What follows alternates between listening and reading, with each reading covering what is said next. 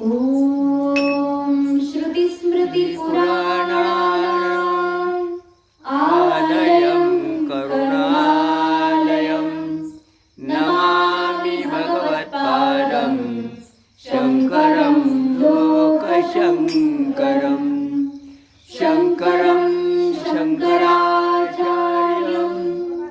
केशवं बादरायणं सूत्रभाष्यकृतौ वन्दे भगवन्तौ पुनः पुनः ईश्वरो गुरुरात्मेति मूर्तिभेदविभागिने व्योमवद्व्यात्मदेहाय दक्षिणामूर्तये नमः। नारायणं समारम्भां शङ्कराचार्यमध्यमाम् अस्मदाचार्यपर्यन्तां वन्दे गुरुपरम्पराम्।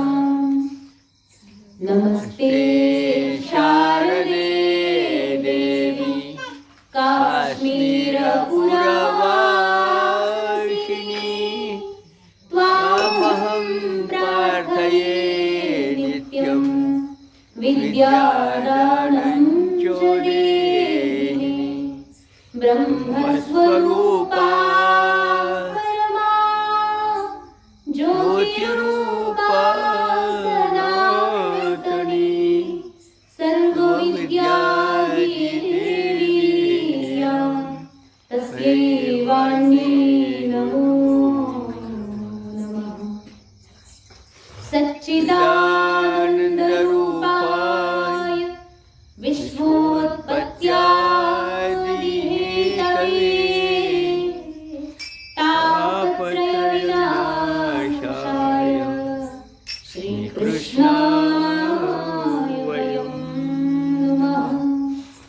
यं प्रव्रजन्तमनुपेतमपेतकृत्यं द्वैपायनो विरहकातर आजुहाव पुत्रेति तन्मयतया तरवाभिनेदो तं सर्वभूतहृदयं मुनिमानतोऽस्मि।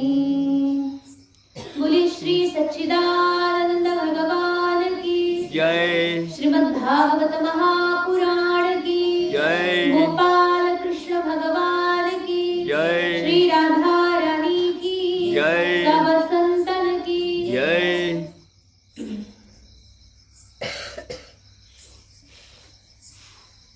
श्रीमद्भागवत महापुराण सत्संग आणि पाठीमागच्या सत्संगामध्ये आपण सर्वांनी ऐकलं होतं की भगवान शंकराच्या कृपेनं त्या ठिकाणी दक्षाला बकरीचं डोकं मिळालेलं आहे.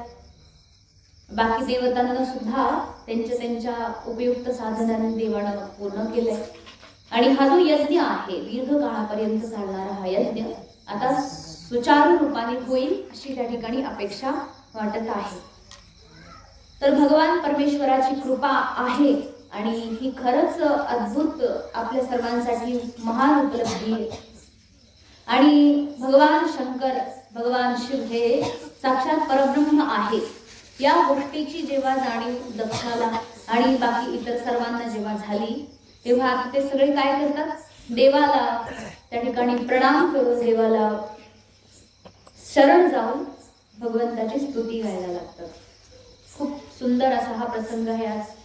आणि बघा आजचा दिवसही खूप छान आहे. आज काय माहिती तुम्हाला, गीता जयंती आहे. तर भागवत ऐकल्या म्हटलं गीता जयंती माहीत असलीच पाहिजे. तर आज श्रीमद भगवत गीता जयंती आहे. सगळं काही करायचं नाही, सोबत करायचं म्हणजे परत आपल्याला डिस्टर्ब नको व्हायला. तर गीता जयंती आहे, श्रीमद भगवत गीता जयंती. आजच्याच दिवशी भगवान परमात्मेने भगवान श्री कृष्णचंद्रांनी त्या ठिकाणी अर्जुनाला गीता ज्ञानाचा उपदेश दिला होता. आणि लगभग अंदाजे वर्ष सांगतात 5000 5,000 असं काहीतरी वर्ष झाले, 5,000 होऊन गेले त्याच्या पुढे. तर हे तर अनादी काळाचे ज्ञान जे आहे तर अनादी आहे, परंतु तरी यामध्ये भगवान परमात्मा जेव्हा द्वापर युगामध्ये चालू होतं, द्वापरचं अंतिम चरण चालू होतं, त्यावेळी त्या ठिकाणी महाभारताचं जे युद्ध झालं त्यामध्ये अत्यंत पहिल्याच दिवशी कुरुक्षेत्रावरती त्या ठिकाणी भगवंताने अर्जुनाला उपदेश दिला. अद्भुत ज्ञान आहे. गीता आपल्या संपूर्ण जीवनाकरता अत्यंत अनमोल अशी उपलब्धी आहे, ज्याद्वारे आपण आपल्या जीवनाचं कल्याण करू शकतो. भगवान परमात्मा प्रत्येकाच्या प्रश्नाचे उत्तर देतात. किंग कर्तव्य विमूढ व्यक्ती, किंग कर्तव्य विमूढ म्हणजे असा व्यक्ती ज्याला आता काय करायचं हे कळत नाही.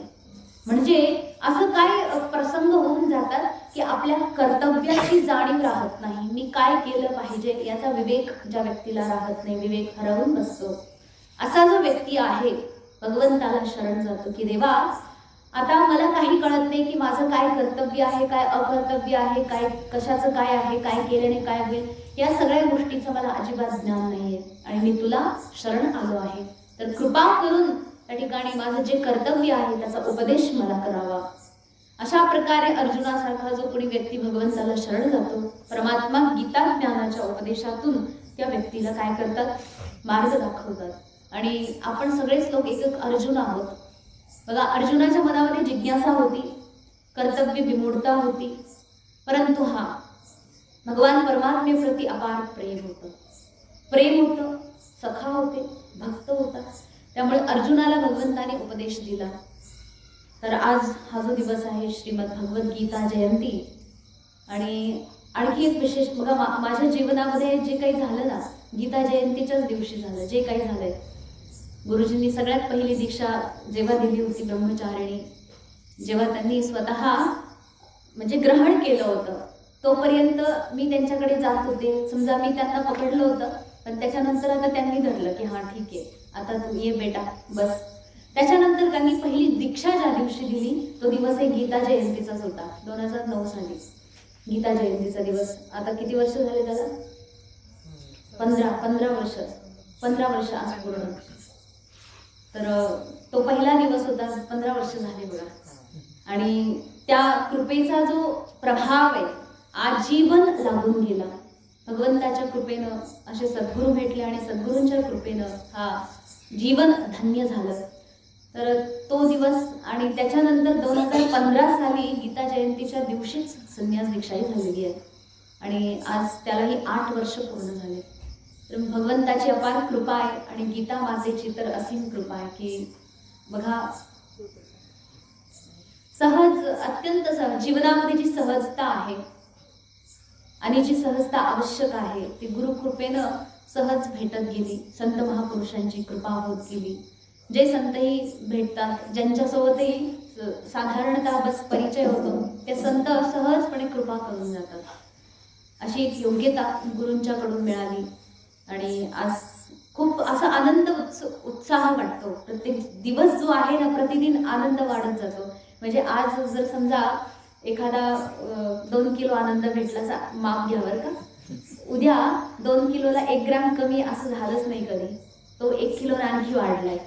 असा विचार करा. खूप आनंद आहे या जीवनामध्ये. जेवढं आपण समर्पण करू ना, जेवढं आपण त्याग करू, तेवढा आपल्याला आनंद द्विगुणित होऊन मिळतो.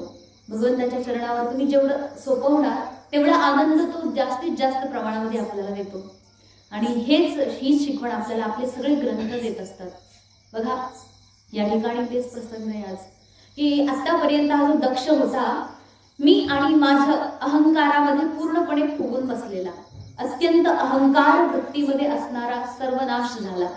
आणि ज्यावेळी बघा भगवंताने कृपा केली आणि आता त्याचा अहंकार गळालाय पूर्ण. अहंकार गेला ना, मग अहंकार गेल्यानंतर आता विनम्रता आली आणि त्या विनम्रतेमुळं परत भगवंताची कृपा झाली. विनम्रता आली म्हणून कृपा झाली, नाहीतर परमात्मा अशी फुकट कृपा करायला बसलेले. त्यांनी कृपा करण्याचं त्या ठिकाणी वरत त्यांच्याकडे आहे, त्यांचा स्वभाव आहे कृपा करणं, कृपालुता. परंतु कृपा कशी करणार, कशावर करणार? जो व्यक्ती विनम्र आहे, जो समर्पित आहे, सर्वस्व त्याग करून परमात्म्याच्या चरणावर ज्याने आपलं सगळं काही सोपवलेलं आहे, माझा करता, हरता, विधाता, प्रत्येक गोष्टीला केवळ परमात्म्यालाच मानलेलं आहे, अशा व्यक्तीवर परमात्मा कृपा करायला एक क्षणही विलंब लावत नाहीत.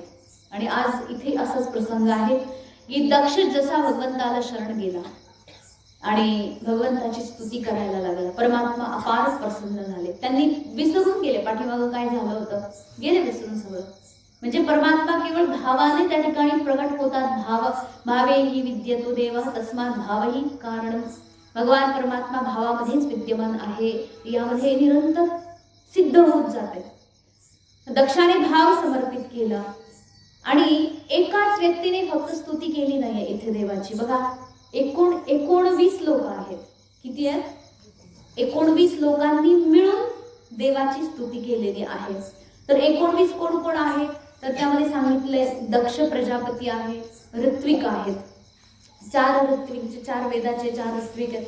त्यानंतर म्हटले की जे सदस्य लोक आहेत, तिथे बाकी देवता सदस्य जेवढे उपस्थित होते, रुद्र जे आहेत त्या ठिकाणी, रुद्रगण शिवगण जे लोक आहेत त्यांनी त्या ठिकाणी स्तुती केली. भृगु ऋषींनी स्तुती केली. भृगु ऋषी ज्यांनी की शिवदूतांना अभिशाप, शिवभक्तांना अभिशाप दिला होता, त्यांनी सुद्धा आता भगवान शंकराची स्तुती केली. ब्रह्मादेवांनी, त्यानंतर इंद्राने, बाकी जेवढ्या पत्नी होत्या तिथे उपस्थित, दक्षाच्या पत्नी, त्यांनीही स्तुती केली. ऋषी जेवढे बसलेले होते त्या यज्ञामध्ये सगळ्या ऋषींना निमंत्रण होतं, सगळ्या ऋषींनी स्तुती केली. सर्व सिद्ध महापुरुषांनी स्तुती केली. त्यानंतर यजमान जेवढे होते सर्वांनी स्तुती केली. सगळ्या लोकपालांनी, सर्व योगेश्वरांनी, अग्नीने, त्या ठिकाणी ब्रह्मदेवाने. यानंतर पुढे सांगितले देवता, जेवढे देवता होते, गंधर्व, विद्याधर, ब्राह्मण आदी करून सगळ्या लोकांनी त्या ठिकाणी भगवान शंकराची स्तुती केली. सगळ्यांनी मिळून जर केलं तर ते 19 झालं, सगळ्यांचं मिळालं तर 19 लोकांनी देवाची स्तुती केली आणि आपण केलेल्या अपराधाची क्षमा मागितली. 19 लोक बघा, कोण आहेत बरं हे 19 लोक जे की अपराध करतात? आहे का लक्षात येते का थोडंफार? 19 लोक कोण आहेत जे की अपराध करतात? आणि ते 19चे 19 प्रत्येक व्यक्तीच्या आतमध्ये विराजमान आहे, प्रत्येकाच्या आतमध्ये बसलेले आहेत. 19 म्हणजे ते असं इकडे तिकडे बघत बसू नका, ते सगळेचे सगळे आपल्या आतमध्ये बसलेले आहेत आणि ते सगळेचे सगळे देवाची अपराध करतात, अनेक अपराध करतात. आणि शेवटी अशा प्रकारे काय करतात? मग शरण येतात, विनम्र भाव घेऊन येतात, क्षमा मागतात. तर ते 19 आहेत कोण? तर ते 19 म्हणजे पंचज्ञानेंद्रिय, पंचकर्मेंद्रिय, पंचप्राण आणि अंतःकरण चतुष्टय. 4 अंतःकरण ना, कोणतं कोणतं? पंचज्ञानेंद्रिय. अच्छा, सुरुवातीपासून करू. पंचज्ञानेंद्रिय कोणते? हा, नाक, डोळे, कान, जीभ आणि त्वचा.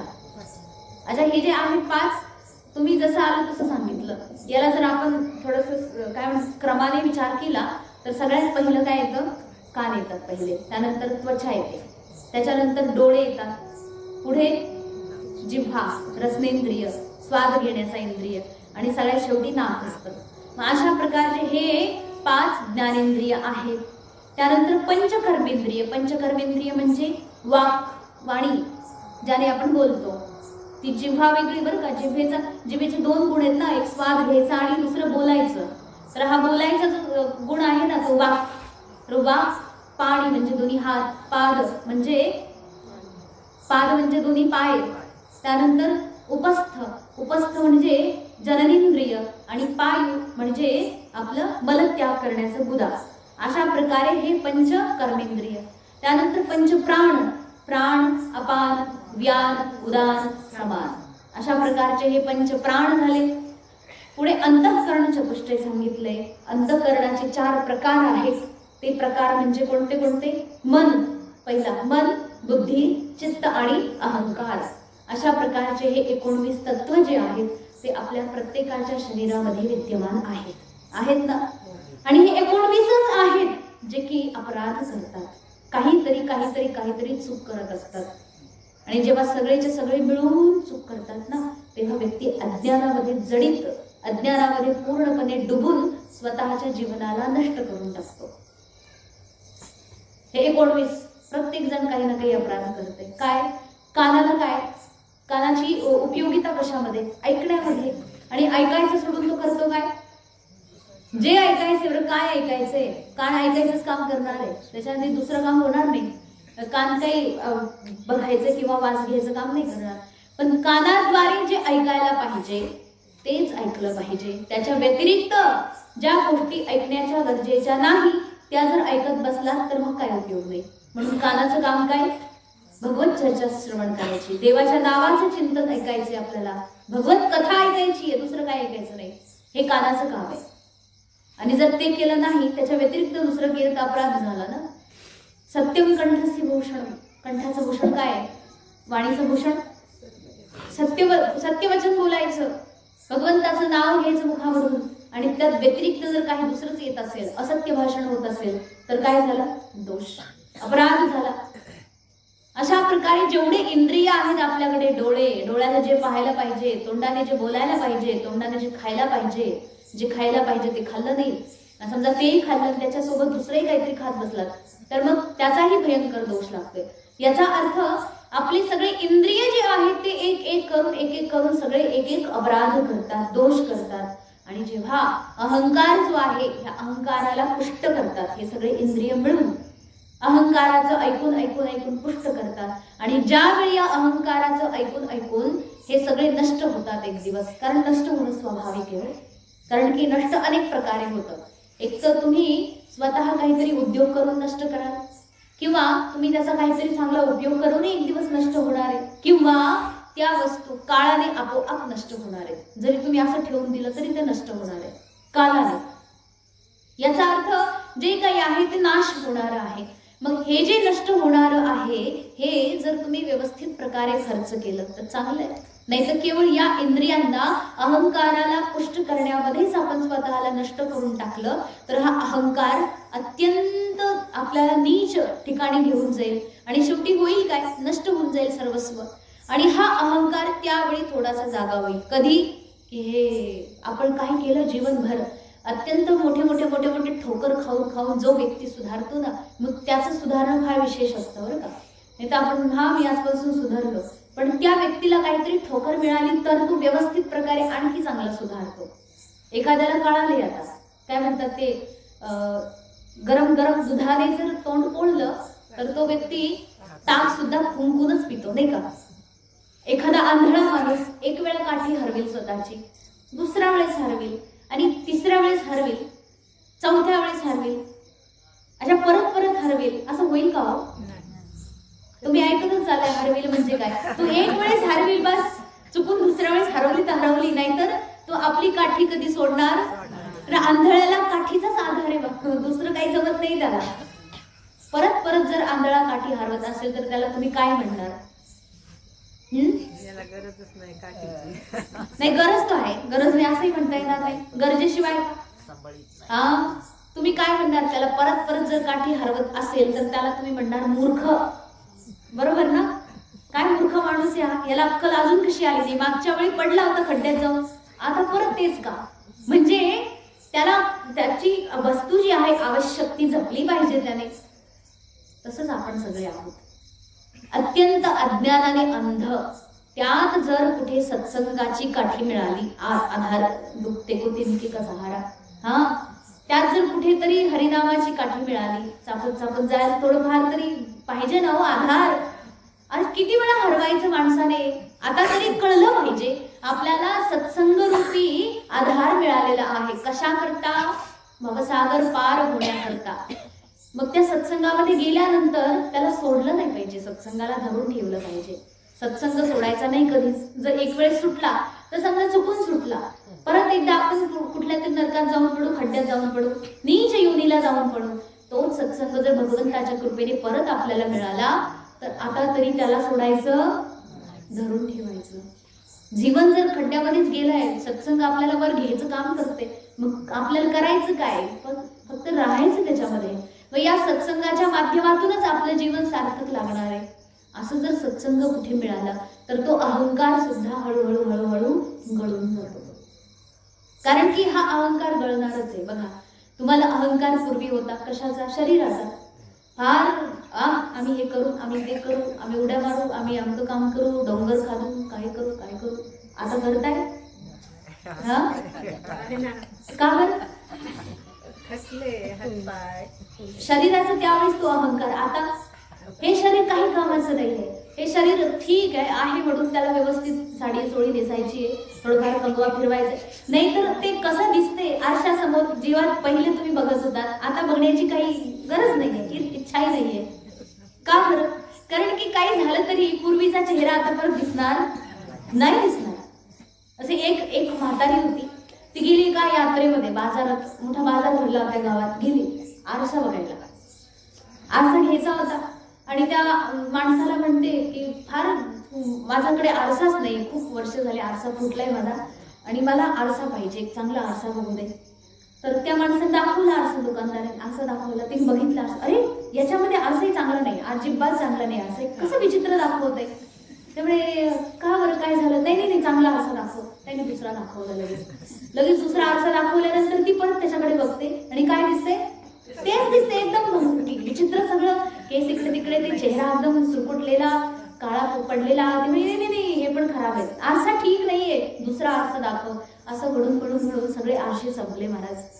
तो माणूस म्हटला, आजीबाई किती दिवसांनी आरसा बघितला? झाले 30, 35, 40 वर्ष झाले असं बघितलं. म्हणजे 40 वर्षापूर्वीचा चेहरा तिने लक्षात ठेवलाय आणि ती आता आरशामध्ये शोधती, भेटेल का हो? केवढा विचित्र प्रकार आहे. आरशाला दोष द्यायचा हे काही कामाचं नाहीये. आपल्या जीवनी असंच आहे, ढळणार आहे. हे शरीराचा धर्म आहे. तो आज चांगलं दिसते, कालांतराने ते खराबच दिसणार आहे. आणि कितीही जगातला सुंदर माणूस सुद्धा म्हातारपणी खराबच दिसणार आहे. त्याच्यामुळे भविष्याची काळजी, भविष्याला लक्षामध्ये आणून आता अहंकार गाळला तर किती चांगलं आहे. तसाही तो आपण जर गाळला नाही तर तो आपोआप गळणारच आहे. हा एक छोटासा नमुना झाला. अहंकार व्यक्तीला प्रत्येक गोष्टीचा आहे. मी चांगला बोलतो, मी चांगला गातो, मी चांगला दिसतो, माझ्याकडे हे आहे, माझ्याकडे ते आहे, असं आहे, तसं आहे, मी. हा अत्यंत भयानक असा अहंकार प्रत्येक व्यक्तीला जडलेला आहे आणि हाच तो अहंकार म्हणजे दक्ष आहे. हा अहंकार आणि त्या अहंकाराच्या भोवती असणारे बाकीचे सगळे लोक त्या अहंकाराच्या भीतीने इच्छा असूनही ते करत नाही. अहंकार जागा आहे ना, अहंकार जागा आहे. कानाची इच्छा कथा ऐकायची पण अहंकाराचं ऐकायला लागतंय, कारण की तो अत्यंत मोठा दादा आहे, त्याचं ऐकावं लागतंय. तसं दक्षाचं सगळे ऐकत होते. इथे सगळे जेवढे सभासद आहेत, सगळे देवता आहेत, सगळे ऋषी मुनी पत्नी, त्यांच्या सगळे देवी सतीचे नातेवाईक, सगळे लोक दक्षाचं ऐकत होते, कारण हा अहंकार आहे आणि या जागा आहे. मग अशा प्रकारे या अहंकाराला जोपर्यंत गाळत नाही तोपर्यंत आपल्या जीवनाची कुठेही उन्नती होऊ शकत. म्हणून सत्संग एक महान माध्यम आहे ज्याद्वारे भगवत कृपा आपल्याला लक्षात येते. या ठिकाणी बघा, दक्षाला भगवान शंकराची कृपा लक्षात आली. सत्संग घडला ना. सत्संग कोणाचा झाला? ब्रह्मदेवाचा. ब्रह्मदेवाने आधी शिकवलं होतं, सांगितलं होतं, पण कळालं नाही. पण आता जेव्हा अद्दल घडली, आता मात्र लक्षात आलं. भगवंताच्या कृपेने बकरीचं का होईना पण तोंड मिळालं. आता भगवंताची स्तुती करायची आहे. दक्षाला कळतच नव्हतं कशा प्रकारे स्तुती करावी, कारण की तोंड राहिलं नाहीये आणि जे डोकं गेलं जळून ना, त्याच्यामध्ये जी अक्कल होती ती पण त्याच्यात जळून गेली. अहंकार त्या डोक्यामध्ये भरलेला होता. ते डोकं जळालं तेच बरं झालं आणि तेच परत जोडलं असतं तर मग तेच उठलं असतं. भगवंताच्या कृपेने आता चांगलं डोकं आलेलं आहे. मग दक्षानं त्या ठिकाणी भगवंताची स्तुती गावी अशा प्रकारची इच्छा व्यक्त केली. भगवान सर्वांतर्यामी आहेत, त्यांनी जाणून घेतलं की याची काय इच्छा आहे. त्यांनी कृपा केली आणि म्हटले आता ठीक आहे, मोकळ्या मनाने स्तुती कर, काही घाबरू. अशा प्रकारे जेव्हा दक्षावर कृपा झाली, दक्षाने बोलायला सुरुवात केली. काय म्हणतायत? शुद्धम स्वधाम्यू परताखिल बुद्ध्यवस्थम चिन्मात्रमेकमभयं प्रतिषिध्य मायां तिष्ठं स्तैव पुरुषस्त्वमुपेत्य तस्याम् आस्ते भवान परिशुद्ध इवात्मतंत्रः. या ठिकाणी दक्ष त्या ठिकाणी भगवंताची स्तुती करतात. काय? शुद्धम स्वधाम्यू परताखिल बुद्ध्यवस्थम. हे शुद्ध, हे प्रभू, हे जगदीश्वर, तुम्ही कसे आहात? अत्यंत शुद्ध आहात. मी तुम्हाला आरोप लावले होते. काय आरोप लावले होते? की तुमच्यासारखे अशुची कोणी नाहीये. अशुची, अमंगळ, अत्यंत अमंगळ. तुमच्यासारखे अशुची म्हणजे अशुद्ध, परंतु वस्तुतः तुम्ही सर्वांपेक्षा जास्त शुद्ध आहात. आणि हाच अर्थ आपण तिथे लावला होता. भगवान शंकरांनी काय ग्रहण केलं होतं? दक्ष म्हटला होता की तुम्ही अशुद्ध आहात. भगवंता त्याचा अर्थ काढतात, नास्ति यस्मात् शुद्ध इति, ज्याच्यापेक्षा शुद्ध असं काही नाही. तोच अर्थ इथे लावलाय की दक्ष म्हणतात, हे भगवन, तुमच्यापेक्षा महान, तुमच्यापेक्षा शुद्ध कोणी नाही. शुद्धम, तुम्ही अत्यंत शुद्ध आहात. शुद्ध म्हणजे काय बरं? अशुद्धापासून रहित जे आहे ते शुद्ध. शुद्ध म्हणायची वेळ कशाला आली? कारण अशुद्ध असं काहीतरी सापडतं, बरोबर ना? तसं नाही का ते गाईच्या तुपाचा आपण डबा घेतो ना, तूप विकत घेतो, गावरान गाईचं नाही, गावरान तूप म्हणा त्याला. गावरान गाईचं तूप असं मिळेल का? बाजारात नाही मिळणार. ते मिळालं तर मग काय लिहिलं असतं त्याच्यावरती? देसी गाय का शुद्ध घी. शुद्ध घी. शुद्ध का लिहावं लागलं? शुद्ध का लिहावं लागलं? त्या कंपनीवाल्याला विचारायचं, बाबा शुद्ध का लिहिलं? तो म्हणतो, हे शुद्ध याच्या करता लिहिलं कारण मार्केटमध्ये अशुद्ध तूप सुद्धा उपलब्ध आहे. अशुद्ध पासून वाचावं म्हणून तुम्हाला शुद्ध लिहून पाठवलंय. इथं लिहिलंय. आता ते आत किती शुद्ध आहे ते त्यालाच माहिती, पण लिहिलेलं काय? शुद्ध तूप. तसंच इथे म्हटलं शुद्धम, भगवान परमात्मा शुद्ध आहे. अर्थात त्यांच्या व्यतिरिक्त जर दुसरं काही बघितलं तर अशुद्ध सुद्धा सापडतं. म्हणून अशुद्धाच्या व्यतिरिक्त संपूर्ण चराचर जे मलिन आहे, अविद्येपासून बनलेलं, अविद्येची कृती आहे, या अविद्येच्या रहित जे अत्यंत शुद्ध आहे, शुद्ध ते त्रिगुणातीत आहे. त्यामध्ये ना तामसिक गुण आहे, ना राजसिक, नाही सात्विक गुण आहे. सात्विक गुण जरी आला तरी तो व्यक्ती अत्यंत शुद्ध असू शकत नाही. म्हणून सात्विक गुणाच्याही अतीत असणारा तो परमात्मा अत्यंत शुद्ध आहे. स्वधाम्युपरताखिल बुद्ध्यवस्थम, आणि निरंतर आपल्या आत्मस्वरूपामध्ये ज्यांची बुद्धी निरंतर विराजमान आहे. जागृत, स्वप्न, सुषुप्ती आदी अवस्था जेवढ्या आहेत यांच्या अतीत असणारे चिन्मय परमात्मा. चिन्मय म्हणजे चित्त, चैतन्य स्वरूप असणारे. चैतन्य म्हणजे काय? चैतन्य स्वरूप जे की जड नाहीये, चित स्वरूप आहे, चैतन्य स्वरूप आहे. दगडासारखे जड नाहीयेत, आपल्यासारखे अविद्यारूप जड नाहीयेत. भगवान परमात्मा चित स्वरूप आहे, चिन्मात्रमेकम. आणि कसे अभय आहे. अभय म्हणजे निर्भय, ज्यांच्याजवळ कोणत्याही प्रकारचं भय नाही. भय नाही त्रैलोकी, अम्मा हरीच्या दासा काही भय नाही त्रैलोकी. बघा, भगवान परमात्म्याचे जे दास आहेत त्यांना कोणत्याही प्रकारचं भय नाही. 3 लोकांमध्ये त्यांना भय नाही, तर परमात्म्याला काय भय असेल का कुठल्या गोष्टीचं? तर सदा सर्वदा निर्भय आहे. आणि बघा, भगवान शंकर स्मशानात राहतात, भूतनाथ आहेत ते. आपल्याला सगळ्यात जास्त भीती कशाची असते बरं? भूताची. भूत पाहिले तुम्ही? अच्छा, जे पाहिलंच नाही अजून तरी पण त्याची भीती आहे. म्हणजे केवढा मोठा आपला भ्रम आहे सगळा. जे पाहिलंच नाही कधी, ते आहे की नाही खरंच माहितही नाही, त्याची सुद्धा भीती आहे. मग विचार करा, भगवान परमात्मा, आपण ज्या गोष्टीला सगळ्यात जास्त घाबरतो, परमात्मा तिथे जाऊन राहतात. एक काय भीती आहे? ही काही भीती आहे का या सगळ्याची? त्या भीतीच्या अतीत गेलेली परमात्मा आहेत ते. आपल्याला एखाद्या दिवशी कोणी म्हटलं रात्री जावर तिथं स्मशानामध्ये थोडं झोपा, आता जायची, झोपायची सोडावं, तिथं आता जायची पण हिंमत करायची नाही कोणी. या वेळेला म्हटलं जा स्मशान. आता तर खूप सुधारलंय, तिथे स्वर्ग भरून टाकलाय. मग पूर्वीच्या काळी तर तुम्हाला आठवते चांगले, गुरुजी राहिलेत तिथे. जेव्हा अकोळनेरला आले पहिल्यांदा, वर्षभर तिथे स्मशानामध्ये राहिले. स्मशानामध्ये का बरं राहिले? कारण अम्मा हरीच्या दासा काही भय नाही त्रैलोकी. 3 लोकांमध्ये अम्मा हरीच्या दासांना काही भीतीच नाही कसली. भगवान परमात्म्याचे भक्त जर एवढे निर्भय आहेत, तर परमात्मा केवढे निर्भय आहेत. परमात्मा अभय प्रदान करणारे आहेत. ते स्वतः निर्भय आहेत आणि ते दुसऱ्यांनाही निर्भय प्रदान करतात. एवढी मोठी अपार शक्ती आहे परमात्म्याकडे. अशा प्रकारे चिन्मात्रमेकम भयम प्रतिषिद्ध मायाम. मायाला प्रतिषिद्ध माया ज्यांच्यापासून दूर आहे, अविद्या जी आहे त्यांच्यापासून दूर आहे, मायेचा जे तिरस्कार करतात आणि स्वतंत्र रूपाने आपल्या स्थितीमध्ये विराजमान असतात. कुठलीच माया त्यांच्यावरती काम करू शकत नाही, स्वतंत्र रूपाने आपल्या स्थितीवर आरूढ असतात. असे समस्त जीव समस्त भूतांचे स्वामी तिष्ठम स्तयैव पुरुषस्त्वं वेत्त्यतैस्तस्याम् आस्ते भवान परिशुद्ध इवात्मतंत्रः. अशा भगवान परमेश्वराची मी निरंतर स्तुती करतो, निरंतर नमन करतो, जे की संपूर्ण जीव भावाला त्याग करून जी माया आहे या मायेचा संपूर्ण त्याग करून आत्मचिंतनामध्ये तल्लीन असतात, रममाण असतात. आणि जरीही असं दिसत असलं बघा, निरंतर विद्यमान असतात आत्मस्वरूपामध्ये, तरी वाटेल काय यांनी अविद्या स्वीकार केलेली आहे, एखाद्या अज्ञानी माणसासारखे दिसतील, परंतु आतमधून त्यांची जी वास्तविक स्थिती आहे ती निरंतर आत्मस्वरूपामध्ये तल्लीन आहे.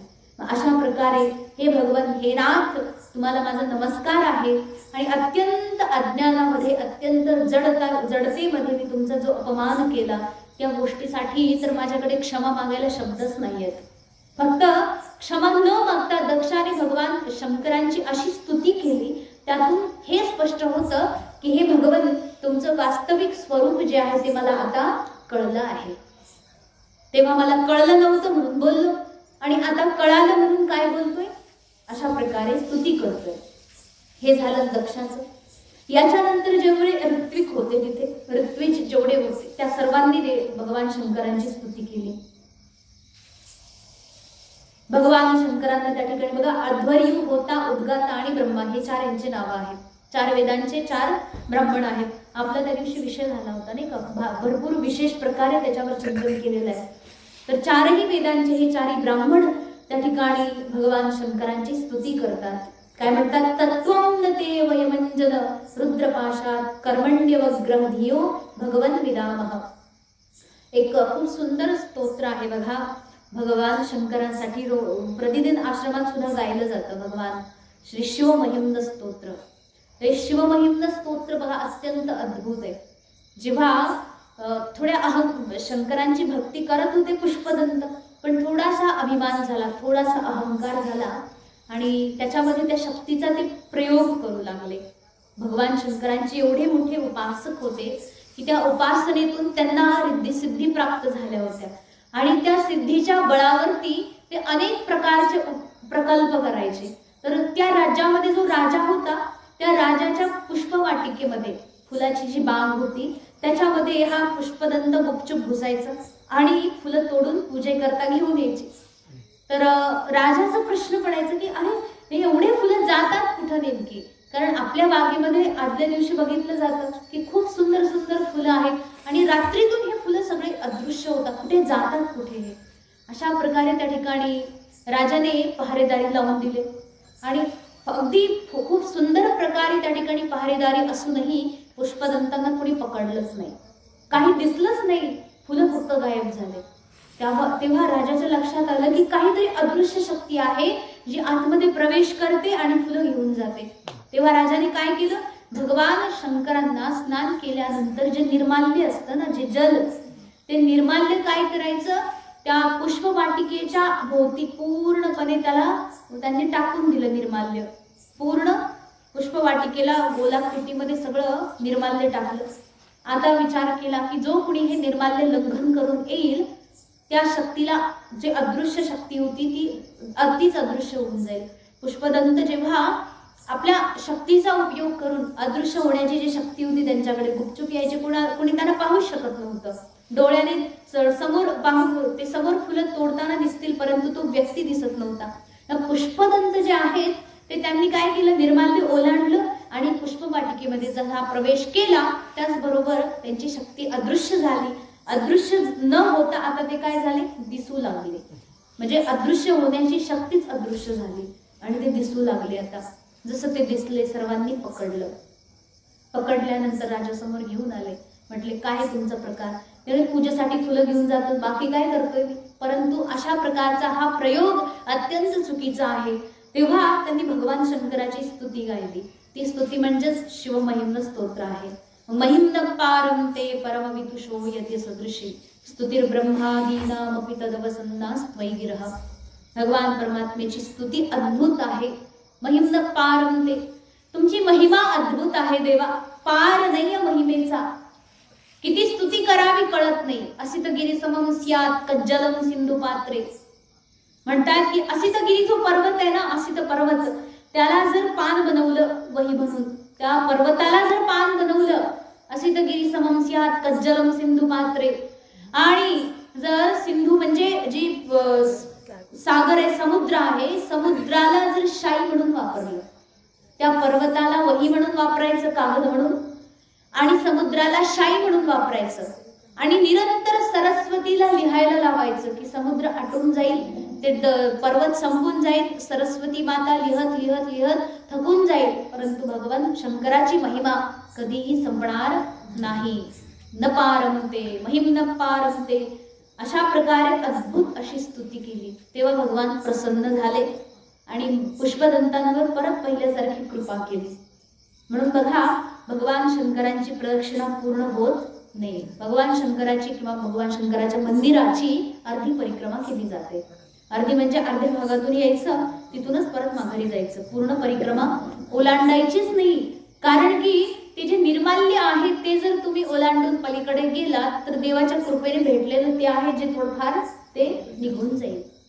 म्हणून तिथे तर्क नाही वापरायचं, काय होते त्याला, असं काय होते असं म्हणणाऱ्या माणसाने मग मंदिरात तरी कशाला यायचं, काय होते त्याला नाही आलं तर. हा, जे येतात श्रद्धापूर्वक किंवा काय होते असा तर्क तिथे वापरायचं नाही. आणि जर वापरला तर मग काय होते त्याचं फळ भोगायला नक्की मिळेल. मग अशा प्रकारे जे विधान केलेले शास्त्राने, का उगाचच नाही हे सगळे नियम, आहार त्याच्यामध्ये तथ्य आहे. फक्त भगवान शंकराचं नाही बरं का, निर्माल्य कोणत्याही देवाचं स्नान केल्यानंतर, जेव्हा तुम्ही पूजा करता ना घरी, तेव्हा पूजा केल्यानंतर ते जे पाणी असतं पूजेचं त्याला निर्माल्य म्हणतात. ते असं कुठे पण फेकायचं नाही. ते कुठे टाकायचं, कुठेतरी झाडाखाली, तुळशीला पण नाही वाहायचं ते जल, ते कुठेतरी एखाद्या झाडाखाली वाहायचं. आणि अशा ठिकाणी ते झाड असलं पाहिजे जिथे कोणाचा पाय पडणार नाही. देवाला पण तुम्ही जे फुलं वाहतात ना ते पण निर्माल्य, ते असं कुठे पण फेकून द्यायचं नाही. मग ते कुठे टाकायचं, अशा ठिकाणी विसर्जन करायचं जिथे कोणाचा पाय पडणार नाही. मग तुम्ही विहिरीत टाकणार, एखाद्या नदीत टाकणार, पण तसं काही करू का बरं? प्रदूषण होईल, पाणी दूषित होऊन जाईल. त्याच्यामुळे नदीत विहिरीत वगैरे काही टाकायचा प्रयत्न करू, कारण की नदी आपली संपत्ती नाहीये, आपलीच आहे, परंतु त्याला घाण करायचा अधिकार आपल्याला नाहीये. त्याच्यामुळे तिथं नाही करायचा कचरा, अशा ठिकाणी टाकायचं जिथे कुणाचंच पाऊल पडणार नाही. मग तुम्ही असं काहीतरी स्थान शोधा, एखादा खड्डाही बनवू शकता. आणि मग जर निर्माल्य जे आहे ना ते तेवढंच देवाला फुलं वाहा, जेवढ्या फुलाचं विसर्जन तुमच्याच्याने होऊ शकतंय. म्हणजे असं फुलं आहेत म्हणून दिले वाहून असं करू, मग त्या फुलाचं विसर्जनही चांगलंच झालं पाहिजे. अशा प्रकारे भगवान परमात्म्याला त्या ठिकाणी अशी अर्चना केली जाते. भगवान परमात्म्याची महिमा अद्भुत आहे. तशीच महिमा या ठिकाणी ऋत्विज लोकांनी गायले. यतो वाचा निवर्तन्ते यत्प्राप्य मनसा सह. यतो वाचा निवर्तन्ते, सांगितले की जिथे वाणीचं निवर्तन होऊन जातं.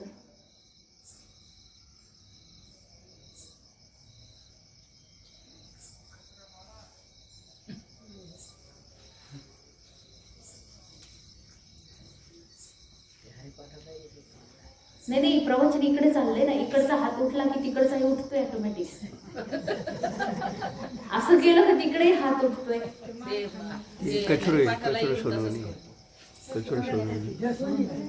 येतो वाचा निवर्तन्ते यत्प्राप्य मनसा सह. नाही, चांगले इथे येऊन बसलं तर कथा ऐकले तेवढंच फरक पडेल. येतो वाचा निवर्तन्ते, बघा वाणी निवर्तन होऊन जाते. तिकडे तुम्ही बघितलं, मी कोणा सांगू.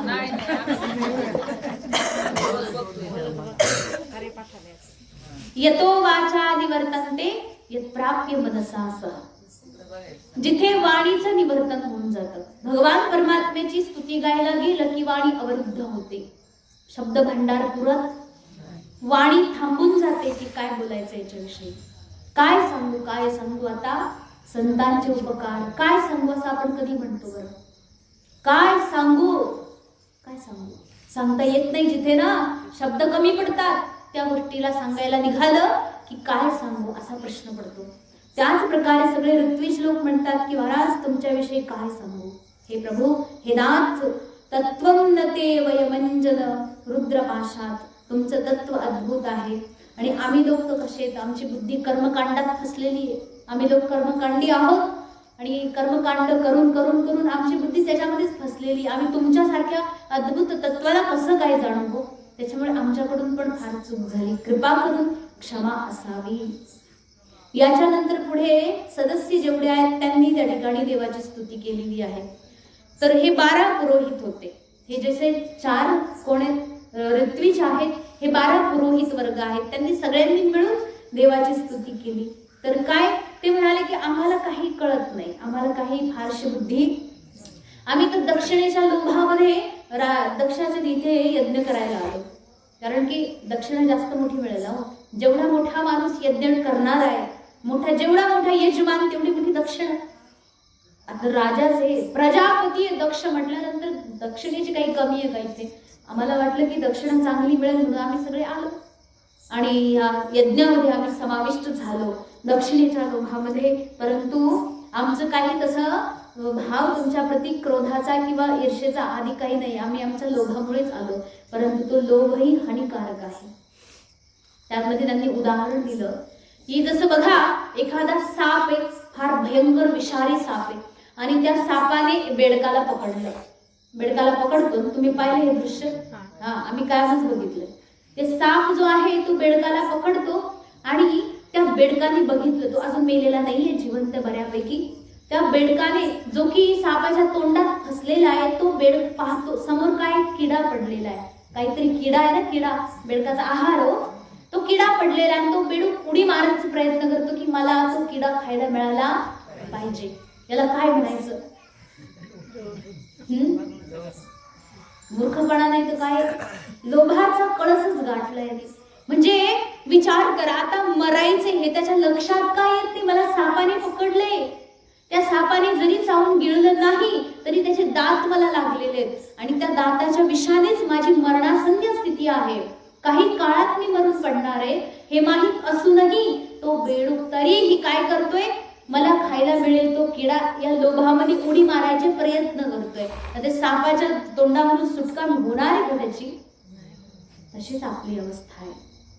आपण कसे आहोत? नाही, सापासारखे नाही, बेडकासारखे आपण. बेडकासारखे. बरं कसं आता तुम्हाला कळालंय? कितपत कळालंय तुम्ही सांगा. बेडकासारखे कसे आपण? काळ जो आहे ना, साप जो आहे तो काळ आहे. काळ म्हणजे मृत्यू. काल व्याल मुखग्रास. कालरूपी व्याल, कालरूपी सापाच्या तोंडाचा घास आहे आपण सगळे मृत्यूचा घास आहे. मृत्यूच्या तोंडामध्ये पडलेलो आहोत. तरी आपण काय विचार करतोय की हा संसाराचा विषय सुख, हा विषय सुख मला मिळेल, हे मला खायला मिळेल, ते मला बघायला मिळेल, ते मला घालायला मिळेल, ते मला अमुक होईल, ते मला तमुक होईल. हे सगळं जे आहे हा आपला फक्त भ्रमाने उंच उंच उड्या घ्यायचे प्रयत्न करतोय फक्त त्याच्या लोभामध्ये. आणि हे विसरून जातोय की आपण मृत्यूच्या मुखामध्ये पडलेलो आहोत. किती मोठी उडी घेतली तरी ते आपल्याला मिळत नसते. मग नुसतं दृष्टी सुख का पाहूनच सुखवायचं. त्यातूनही काही म्हणतं ते बघितलं म्हणून जास्त त्रास आहे. ते दिसलं नसतं एकदाच बरं झालं असतं ना, निदान त्याच्या मागे पळालं नसतं. पण ते दिसतंय सुद्धा आणि ते एवढं मनोहर आहे त्याचं दिसणं सुद्धा की ते बघितल्यानंतर स्वाभाविक मन त्याच्या प्रती आकर्षित होऊन जातं. हे आकर्षण जे आहे संसाराचं अत्यंत भयानक. अशा भयानक आकर्षणामध्ये व्यक्ती गेला की दुर्बुद्धी जागृत होते. दुर्बुद्धी आली की अनेक प्रकारचे अपराध, अनेक प्रकारचे गुन्हे त्याच्या हातून घडतात. म्हणून हे नाथ, हे परमेश्वर, आम्ही हे असेच आहोत. कसे? आम्ही सुद्धा मृत्यूच्या मुखामध्ये पडलेले एक बेडकं आहोत. आणि आम्ही पण काय करतोय, आम्हाला दक्षिणा मिळेल, आम्हाला हे मिळेल, आम्हाला ते मिळेल, अशा लोभामध्ये तिथं आलो आणि तुमचं वास्तविक स्वरूप जे आहे त्याला आम्ही विसरलो. बघा आपली पण किती भयानक स्थिती आहे बरं. खरंच तुम्ही विचार करा. आपण सगळेच्या सगळे सापाच्या तोंडात आहोत की नाही, म्हणजे मृत्यूच्या तोंडात आहोत की नाही. बऱ्याचशांना तर अर्ध गिळले सुद्धा मृत्यूने. बऱ्याचशांना दात तरी लागलेत ना. हा बघा, म्हणजे अगदी काही काही तर असे आहेत जे तोंडाजवळ का होईना पण निदान आहेत, अजून त्याला घेतलं नाही सापाने आतमध्ये, पण आहेत का नाही, त्या मृत्यूच्या जवळपासच येत आपण सगळेचे सगळे. मग विचार करा, कधी तो मृत्यू आपल्याला गिळून त्याचा घास बनवेल सांगता येत नाही, तरी उड्या मारतोय. कशासाठी? प्रपंचासाठी. बरं, किती तुम्ही हसून गोड कौतुक करून, तुम्ही स्वतःच एवढं कौतुक करतात, मला त्याचं कौतुक आहे. स्वतःच एवढं कौतुक, आम्ही एवढं आम्ही मृत्यूच्या मुखामध्ये आहोत. म्हणजे माणसाला किती कळतं हो. माणूस हुशार आहे, बुद्धिमान आहे. ज्या व्यक्तीला मृत्यू कळतो तो त्याच्यापेक्षा मोठा बुद्धिमान कोणी नाही. फक्त ते कळल्यानंतर त्याचा थोडासा अनुभव घेण्याची सुद्धा इच्छा झाली पाहिजे, त्याच्या प्रति प्रयत्न पण जागे झाले पाहिजे. अशा प्रकारे हे जे सदस्य लोक आहेत त्यांनी स्तुती केली देवाची. आमच्यासारखी येडेच कुणी नाही म्हटले. द्वंद्व शभ्रे खलमृग भये शोकदा वेज्ञ सार्थः पादव कस्ते शरणद कदा याति कामोपसृष्टः. आम्ही ह्या सगळ्यामध्ये खूप अत्यंत देह आसक्त, देह बुद्धी अनात्मवर आत्मबुद्धी ठेवून स्वतःच्या संपूर्ण जीवनाला नष्ट करत आहोत. म्हणून हे प्रभू, तुमचं श्रीचरण आम्हाला त्या ठिकाणी निर्भय देणारा आहे. कृपा करून आम्हाला तुम्ही तुमच्या चरणावर आश्रय द्यावा, नाही तर आम्हाला काही कळणार नाही, कधी कळणार नाही. आता फक्त आपण स्तुती पण गातो देवाची, आम्ही स्तुती पण गातो, ही गातोय तोपर्यंतच त्या स्तुतीचं खरं आहे. नाही ते एकदा इथून उठलो की संपलं सगळं, सगळी स्तुती गेली, ते सगळं बोलणं चालणं समजणं अनुभव घेणं सगळं काही संपलं. म्हणून निरंतर याच्यामध्ये राहावं. अशा प्रकारे या तिघांची स्तुती झाली. पुढे आणखी खूप सुंदर सुंदर स्तुती आलेली आहे, ती आपण उद्या पाहूयात. उद्या जवळपास हे स्तुतीचं प्रकरण संपवून टाकू. झालेली सेवा भगवत चरणी समर्पित करून वाणीला विराम देऊ. ओम पूर्णमदः पूर्णमिदं पूर्णात् पूर्णमुदच्यते पूर्णस्य पूर्णमादाय